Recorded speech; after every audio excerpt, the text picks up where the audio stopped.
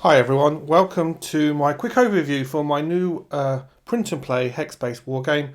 This is the second tanks game in my Until the Bitter End series of games. It is a game that's suitable for solitaire and two-player, and by the nature of the name, its focus is on the tanks and armoured fighting vehicles often seen in what I would describe as the Eastern Front. So it's the Soviets versus the Axis powers. The game reuses a lot of the mechanics from the first game, but you do not need to have played the first game or own the first game. This game is completely standalone. The actual counters that you can see here, we've got some Soviet tank counters, some T-34s, KV-1, KV-2s, and on the Axis side, the German side, we've got some Panzer 4s, Panzer 2s, 3s, a Marder there, a Tiger, and some Stugs. And the game comes with a variety of different tank and armoured fighting vehicle counters. I've got some of them printed out here on the side, as you can see. The map itself, the maps are geomorphic. The game will come with a minimum of 6 geomorphic maps, and they can be laid out in different configurations. This map here, this is just a single map, so really just for the benefit of the video more than anything. As you can see, it's not it's a smaller footprint with just the one map, but some of the larger scenarios will have all full 6 maps. So you can choose which scenario you want to play based on the space you have and the time that you have to play through that scenario. This is just a quick example of a scenario here with just the one map, but they're all geomorphic. So each scenario will show you the layout of the map on the map orientation. So you can pick that. You can use that to pick the scenario you want to play. The game does come with both solitaire scenarios and two-player scenarios. They are not the same thing. They are a bit different, as you know, befits the type of game mode that you would be playing, whether solitaire or two-player. The game does use a chip pool mechanic. So for example, for every German counter here, there's a German counter, and they would chip pool. And they would go in a cup or a bag or something like that. Same with the Soviets.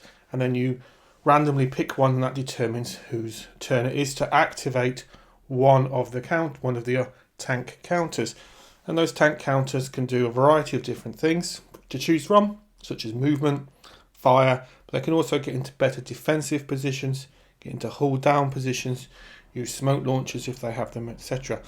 I like chip pool based mechanics because it makes the game turn a lot more unpredictable, and it adds quite a cool level of tactical strategy to the game, because you don't know if you're going to get another go with a different tank, or your opponent might get 2 or 3 goes in sequence.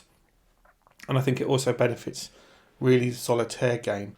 It's a mechanic that I really like. All the Until the Bitter End games use this chip pool mechanic. The rule set itself is a refinement from the first game. I've had loads of feedback on the first game for the rule book. So the rule book is a refined version of the core rules. And like I said earlier, you do not need to own or have played the first game. This game is completely standalone. One of the things that's important with this game is the hex orientation. So the counters have to face into the spline or the corner of a hex. So that when you present yourself to fire upon your enemy armor counter, you'll either be hitting it from the front, the rear, or the side. Due to the historical nature of this game, broadly speaking, most of the tanks, not all of them, had stronger armor at the front than they did to the side, and certainly to the rear. So the game has quite a key tactical strategic element of maneuvering your fighting vehicles in such a way that you can fire upon their side, preferably the rear of the enemy tank. The game is quite quick to play and set up, as you can see in this example here. So with a one map scenario, you'll be able to set it up and play certainly within an hour, if not 45 minutes. The larger games with more maps, more counters, they can take up to a full evening, and you'll be able to again select the scenario that best suits your gameplay session that you have planned. The larger scenarios, you'll be using all the different tank counters that there are. The smaller scenarios, just a handful of counters as we've got here in this example. In terms of printing the game out, the game comes complete with a print file, so you can print the game at home or you can send it to a print shop if you prefer. I've designed the game very deliberately so you don't have to print too many sheets out and make too many counters, so you can get the game to the table quickly if you prefer printing and making it at home.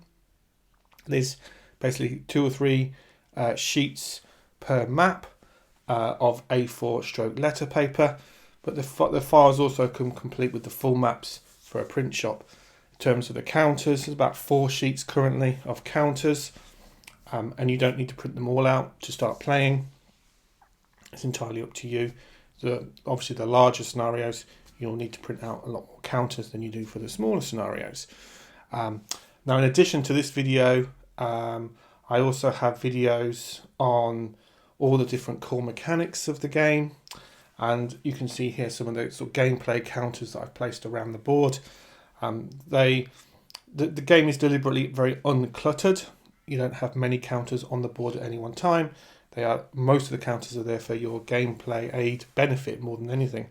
But I have done separate videos that detail, for example, how movement works and how combat works, how the AI works for the solitaire game, the turn structures, etc. So please feel free to check those out. And yep, thanks a lot for watching. Again, thanks for the continued support for both my war games that I design and self-publish, plus all the different other wargaming parts of the hobby that I get involved in. And thanks for watching, as always. Thank you.